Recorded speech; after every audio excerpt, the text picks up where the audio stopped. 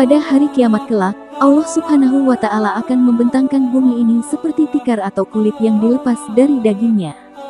Bumi akan menjadi rata menjadi hamparan padang luas tempat berkumpul umat manusia. Keadaan itu telah dijelaskan oleh Allah dalam Al-Quran sebagai berikut. Apabila langit terbelah, dan patuh kepada Rabb-Nya, dan sudah semestinya patuh, dan apabila bumi diratakan. Adapun makna dari bumi tidak akan dibentangkan kecuali jika langit terbelah dan itu terjadi pada hari kiamat.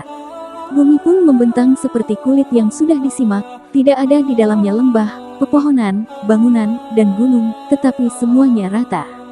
Manusia akan digiring di atasnya dalam keadaan seperti yang dijelaskan di atas. Bumi dibelah oleh Allah dan matahari didekatkan dengan makhluk hingga jarak 1 mil atau akan lebih dari itu, yang jelas sangat dekat dengan kepala kita percaya bahwa ada di antara manusia yang selamat dari sengatan terik matahari itu. Mereka adalah orang-orang yang mendapat perlindungan dari Allah pada hari yang tidak ada perlindungannya.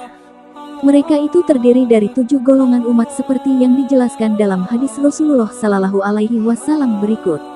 Dari Abu Hurairah radhiyallahu anhu, dari Nabi Shallallahu Alaihi Wasallam, ia berkata, ada 7 golongan yang pada hari kiamat kelak Allah akan memasukkan mereka ke dalam perlindungannya, yakni pada hari di mana tidak ada perlindungan kecuali perlindungannya. 1. Imam yang adil, yaitu orang yang adil dalam kepemimpinannya. Seseorang tidak disebut adil dan cinta kepada Allah Ta'ala jika tidak menerapkan hukum syariat Allah Subhanahu wa Ta'ala ketika ia memimpin. Firman Allah dalam Al-Quran, sesungguhnya Allah menyuruh kamu berlaku adil dan berbuat kebaikan. Quran Surah An-Nahl 90. 2. Pemuda yang tumbuh dalam ketaatan kepada Allah Subhanahu wa Ta'ala. Orang berusia muda biasanya memiliki pemikiran, semangat, emosi, dan perilaku yang bergejolak. Namun perlu diketahui pemuda ini adalah pemuda yang tumbuh dalam ketaatan. Ia selalu menjalankan perintah Allah dan menjauhi semua larangannya. 3. Orang yang berzikir kepada Allah Subhanahu wa Ta'ala sendirian, lalu ia mengucurkan air matanya. Orang ini berzikir mengingat Allah dengan lisan dan hatinya, tidak ada seorang pun yang melihatnya, namun ia hanya bergantung kepada Allah Subhanahu wa Ta'ala ketika mengingat Allah dengan lisan dan hatinya ia ingat akan kebesaran Allah Subhanahu wa Ta'ala. 4. Seorang pemuda yang hatinya bergantung pada masjid. Yang dimaksud pemuda ini adalah seorang pemuda yang hatinya sangat tergantung dengan masjid. Setiap waktu sholat ia bergegas menuju masjid, kemudian ia menyibukkan diri yang kemudian akan kembali kepada masjid ketika sholat berikutnya. 5. 2 orang yang saling mencintai karena Allah, berkumpul dan berpisah juga karena Allah.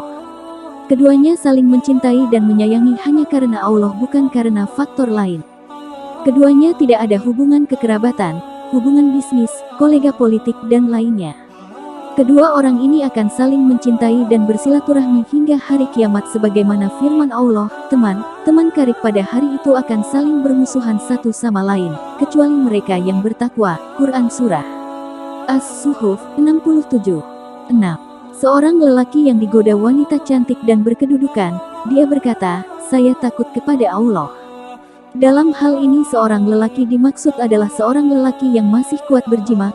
Ia digoda oleh wanita cantik untuk berbuat zina atau melayani nafsunya, namun sang lelaki menjawab dengan penuh keyakinan jika Allah Subhanahu wa Ta'ala Maha melihat, sehingga ia takut kepada Allah untuk melakukannya.